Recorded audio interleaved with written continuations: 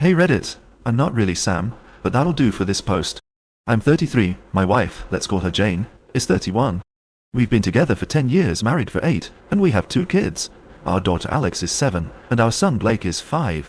I'm writing this because the last 48 hours have been absolute chaos, and I'm hoping that putting it out there maybe to total strangers might help me get some clarity, or at least vent a little. So, background. I've been working as a senior project manager in commercial construction for the past 12 years. It's high stakes, high value stuff with tight deadlines and constant pressure. My normal day is around 10-12 hours, but it often stretches to 14-15 when we're dealing with last minute issues or trying to hit a big milestone. Weekend work, especially Saturday mornings, is pretty standard. Yeah, it's demanding. But it's also provided us with a really comfortable life. We've got a nice home in a good school district. And most importantly, it's meant Jane hasn't had to worry about bringing in income. Before we had kids, she was a freelance graphic designer, super talented, had a few steady clients. But when Alex was born, we had the whole childcare career conversation, and Jane was clear that she wanted to be a stay-at-home mom, at least while the kids were little. I was totally on board. My salary could cover everything, and we both felt having one parent at home full-time would be best for the kids during those early years. She officially stopped taking on new clients about 6 months after Alex was born, and has since identified primarily as a homemaker, though she would occasionally do small design projects for friends or local community groups, more as a hobby than for income. Our early family life was, I believed, quite stable. I handled my demanding work schedule, and she managed the household and the children's daily lives. When I was home, I tried to be present, dealing with bath times, bedtime stories, and weekend activities when work didn't intervene. The shift began subtly around 8 or 9 months ago. Jane started talking about wanting more of a social life, feeling a bit isolated. Her friend Jessica, who she's known since college, started organizing girls' nights out. Initially, it was once a month, perhaps dinner or a movie. I was fully supportive. I thought it was healthy for her. I would take over childcare completely on those evenings. Over time, the frequency increased. Once a month became every other Friday. Then, for the last 3 months, it became almost every Friday, and sometimes a Saturday afternoon or evening as well. The composition of the group also seemed to evolve.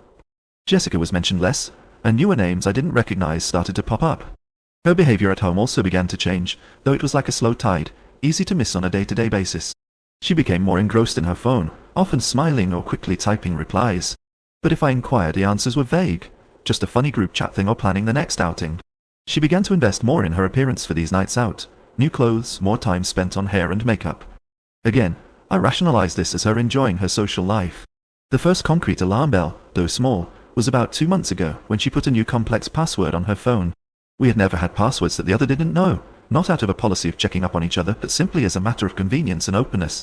When I asked about it, she brushed it off, saying her phone software updated and prompted her to use a more secure lock. It felt a little off, but I didn't push. Then, about 3 weeks ago, I was reconciling our joint account for some work-related expense claims. I noticed a series of charges at a cocktail bar called Crimson Lounge, fake name, a place I'd never heard her mention and definitely not the kind of place our old friend Jessica would frequent. There were 4 such charges over a 6-week period, always on a Friday or Saturday night. Alongside these were Uber receipts for rides to and from an address in a trendy, but somewhat remote part of the city, an area she had no other plausible reason to visit, particularly late in the evening. The amounts weren't huge, but the pattern was distinct from her usual expenditures. I made a mental note, a growing sense of unease starting to solidify. But I was in the midst of a critical project deadline, working almost around the clock, and I suppose I pushed the immediate confrontation down. The situation culminated 2 nights ago. It was a Friday. Jane had gone out for another girls' night. She arrived home around 3:00 a.m. I was in bed, feigning sleep, but I was wide awake.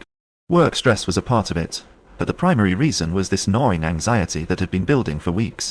She was noticeably tipsy, humming to herself as she got ready for bed. She placed her phone on her nightstand, screen up. A few moments later, it buzzed with a notification. I glanced over. The screen was lit, and a message preview was visible. It was from a contact named David H., and the visible text read, "Tonight was incredible. Can't stop thinking about you." I didn't shout. I didn't even raise my voice. I just lay there for a moment, the words burning into my mind. Then I asked, quite calmly, "Jane, who is David H.?" She physically jumped, startled. She turned to look at me, the color instantly drained from her face. Her first reaction was denial. She stammered, "David? Oh, he's just a friend of Stephanie's from the group. He sometimes joins us." I replied equally calmly, "I saw the message, Jane." Tonight was incredible. Can't stop thinking about you. That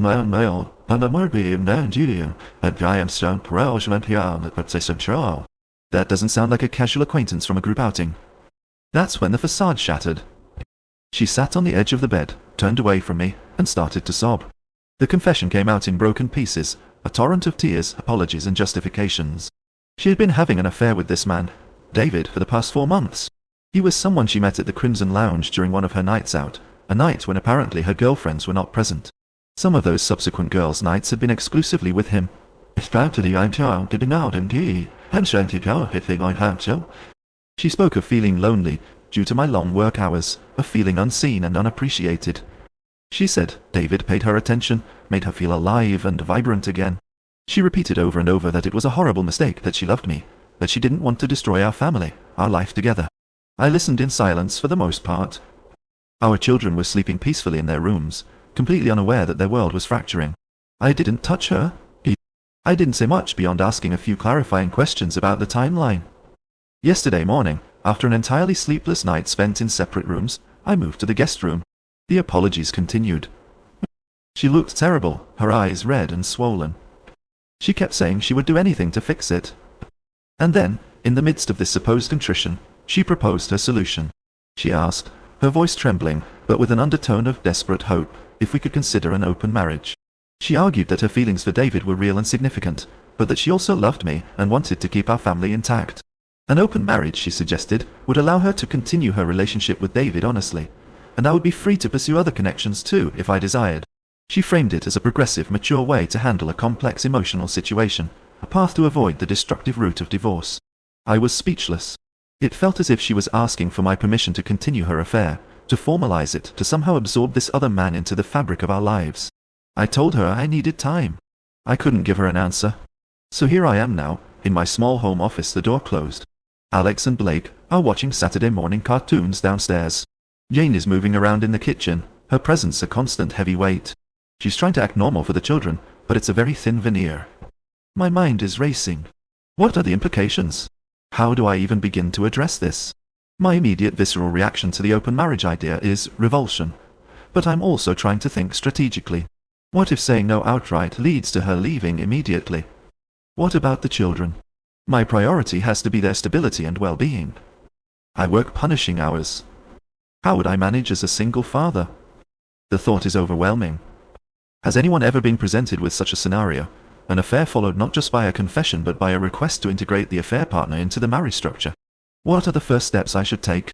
Update 1. It has been 3 weeks since I shared my initial situation here. The outpouring of comments, advice, and private messages was overwhelming, and I want to express my sincere gratitude. Reading through so many different perspectives, some harsh, some empathetic, some brutally practical, helped me cut through the initial fog of shock and pain. It made me realize that while my specific circumstances felt unique and isolating, the underlying themes of betrayal and difficult choices are unfortunately common.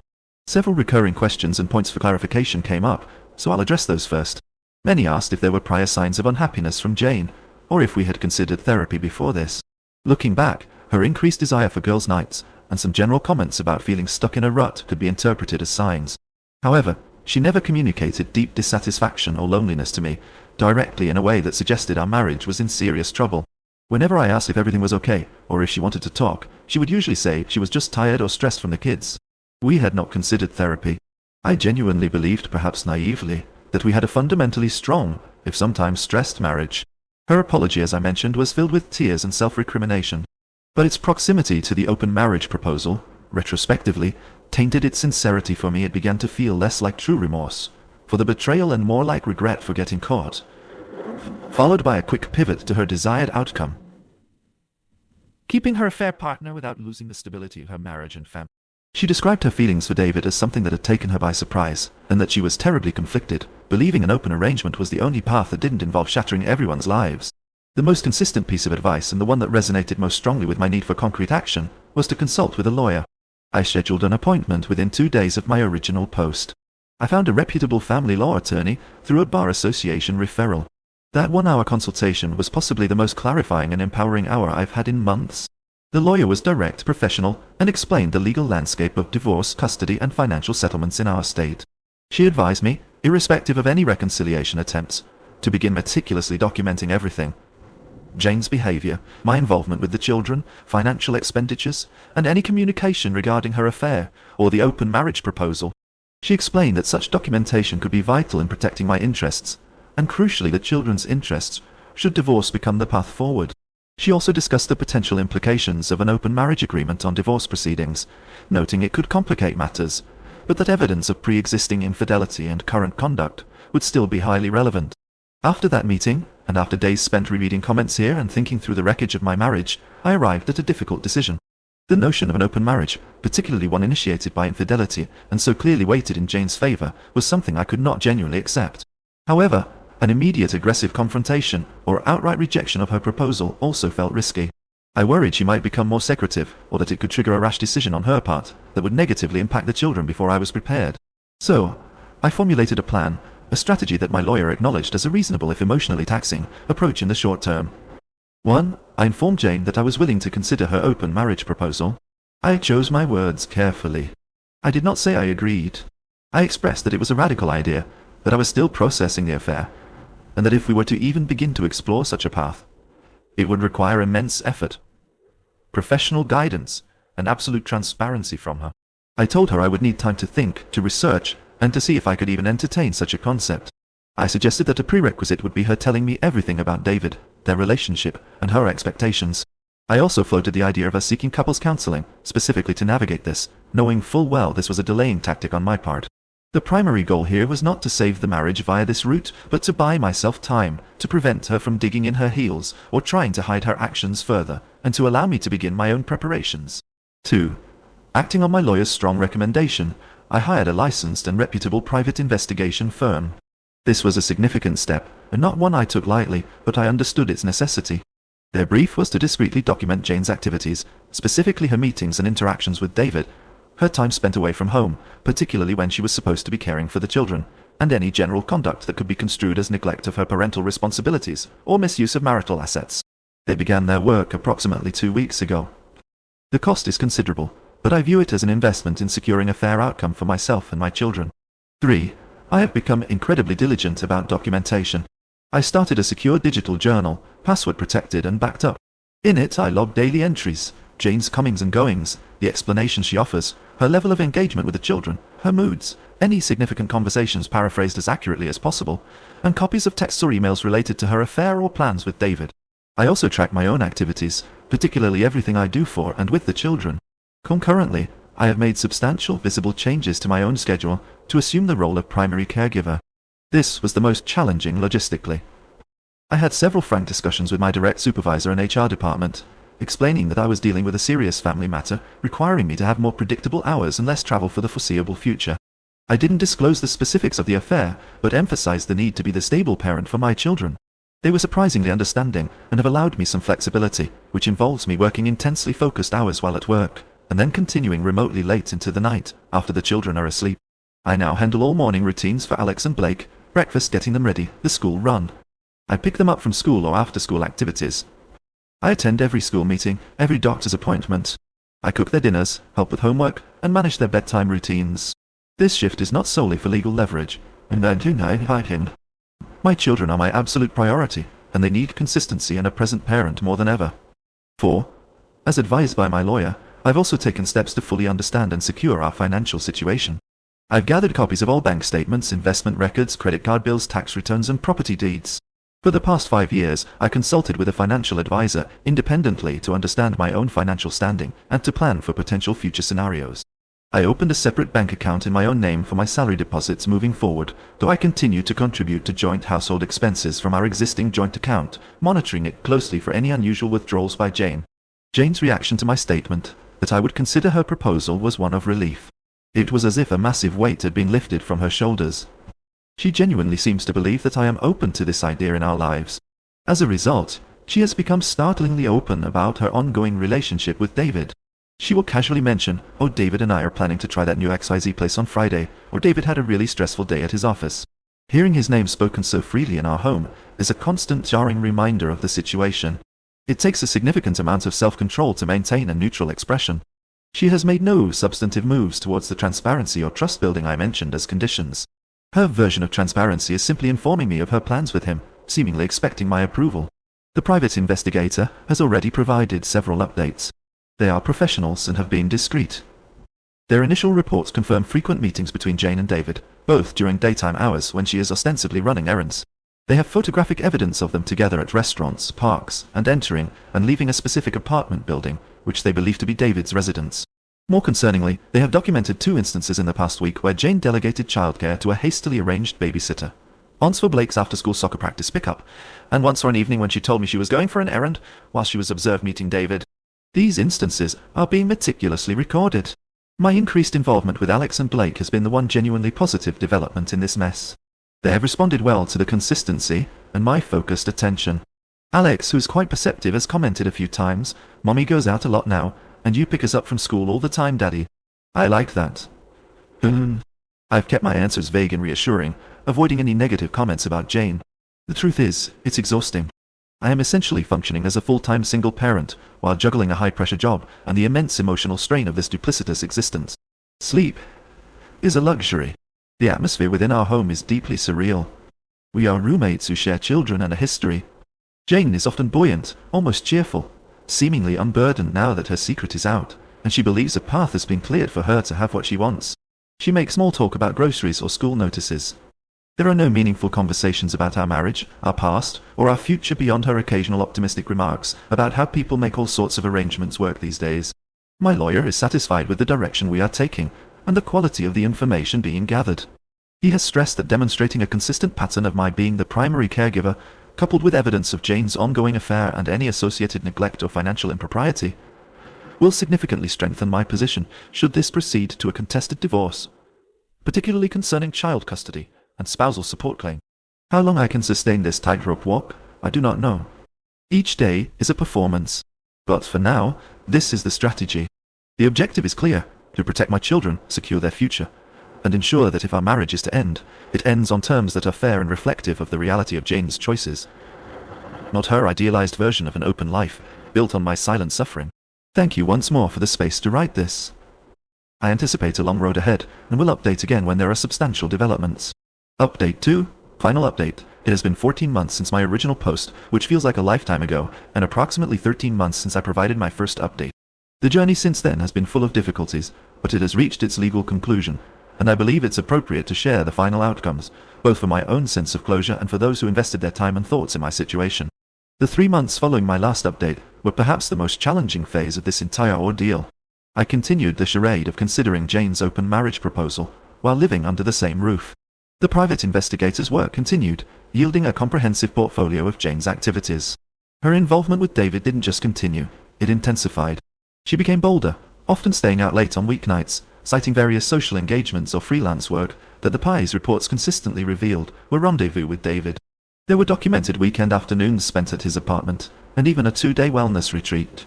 She claimed to be attending with a girlfriend, which the Pie confirmed was a trip taken with David to a nearby resort town. During this period, my role as the de facto sole functioning parent for Alex and Blake became more and more entrenched. I managed every aspect of their lives: school schedules, homework, meals, doctor visits, playdates, and emotional support. Jane's engagement with them dwindled to perfunctory interactions. She was often distracted on her phone, or simply absent. For instance, Alex had a leading role in her school play, an event we had marked on the calendar for months. 2 days before, Jane announced she had an unavoidable work commitment that evening. The PI later confirmed she was having dinner with David. I recorded her absence, along with Alex's quiet disappointment. There were numerous such instances, each one a painful piece of evidence, not just for legal purposes but of her escalating detachment from her family. The emotional toll on me was immense. Maintaining a calm, composed exterior for the children, and a neutral, considering facade for Jane, while internally processing the daily reports from the PI, and managing my own grief and anger was draining. Sleep was minimal, and stress was a constant companion.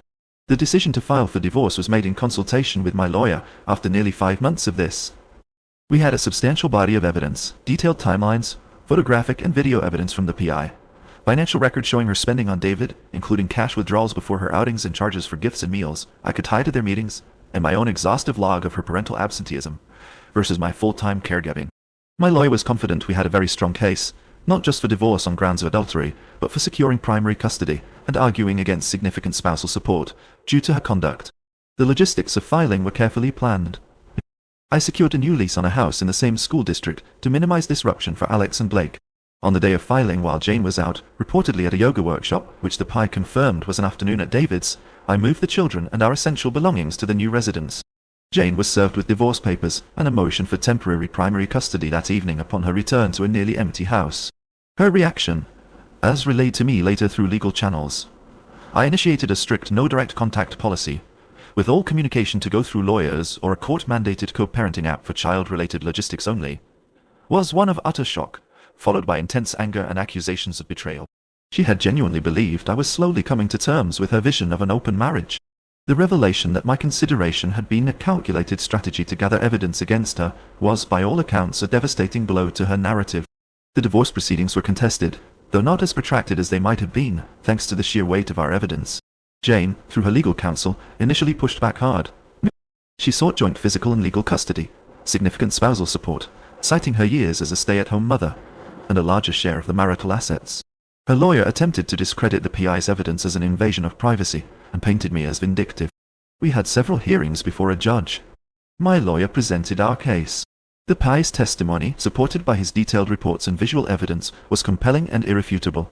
My daily logs, cross-referenced with school attendance records, doctor's visit confirmations, all showing me as the attending parent, and receipts for children's expenses painted a clear picture of primary caregiving. We demonstrated not just the affair, but a consistent pattern of Jane prioritizing her relationship with David over the needs and well-being of Alex and Blake. The evidence of her spending marital funds on David, though not astronomical, further supported our claims. There were tense moments, especially during cross-examinations, but the facts were stark. Jane's attempts to justify her absences or reframe her relationship with David fell flat against the documented reality. Mediation was attempted but failed quickly, as Jane was unwilling to move significantly from her initial demands. The judge's final ruling, delivered approximately 2 to 3 months ago after a final hearing, was comprehensive. 1. I was awarded sole legal custody, final decision-making authority, and primary physical custody of Alex and Blake. The judge's summary explicitly noted the extensive evidence demonstrating my role as the consistent and stable primary caregiver for a prolonged period, contrasting it with Jane's demonstrated lack of judgment and prioritization of her own personal pursuits over the fundamental needs of her children. 2. Jane was granted a step-up visitation schedule. Initially, it was alternate weekends from Friday evening to Sunday evening, and 1 4-hour midweek evening visit, which for the first 3 months was to be professionally supervised at her expense. The supervision was mandated due to the judge's stated concerns about her recent pattern of disengagement and the need to ensure a child-focused environment during her parenting time. After 3 months of compliant supervised visits, the supervision was lifted. All exchanges of the children were to occur at a neutral public location or be facilitated by a mutually agreed-upon third party to minimize direct contact between Jane and me. 3. Jane had requested spousal support, equivalent to 40% of my net income for a period of 10 years. Her lawyer argued this was justified by her long absence from the workforce to raise children. My lawyer countered by presenting evidence of her graphic design skills, albeit rarely used, her relatively young age and employability, the short duration for which she had been a full-time SAM before her attention significantly shifted, and critically, her conduct. The judge awarded Jane transitional alimony for a period of only 18 months at an amount significantly lower than requested, roughly 15% of what she had asked for. The judge stated that while her time as a homemaker was a factor, her abrogation of parental responsibilities and the nature of the marital breakdown, including the financial indiscretions related to the affair, directly impacted the duration of the award. He essentially found that she had diminished her own claim through her actions. 4. Marital assets were divided largely according to state guidelines, but the judge did make an adjustment in my favor to account for the marital funds Jane had verifiably spent on her relationship with David: trips, expensive dinners, gifts. This wasn't a large sum in the grand scheme of things, but it was an acknowledgement of the financial impact of her affair. The marital home was ordered to be sold, and the equity divided after these adjustments. I used my share to secure the down payment on my current house and establish a stable financial base for myself and the children. From what I gather through the co-parenting app, which is strictly for logistics, and occasionally from neutral third-party acquaintances, Jane moved in with David shortly after the divorce was finalized, and she had to vacate the sold marital home. They live in an apartment. Her financial reality is reportedly starkly different from what she was accustomed to. The transitional alimony is minimal, and David's income, combined with whatever sporadic freelance work Jane might be undertaking, appears insufficient to maintain anything close to her former lifestyle. The initial romance and excitement of their relationship is now, by some accounts, facing the mundane pressures of cohabitation, financial constraints, and the consequences of her choices regarding the children. Her visitation with Alex and Blake is consistent with the court order. The interactions during handovers, which I now have my sister or a trusted friend handle to avoid direct contact, are described as polite but strained. The children are civil with her, but their primary bond and sense of security are clearly with me. Life for Alex, Blake and me has settled into a new stable normal. The house, while smaller than our previous house, has become a warm and happy home. My work situation has evolved. I leveraged the crisis to negotiate a role with more manageable hours and significantly less travel, allowing me to be a truly present father.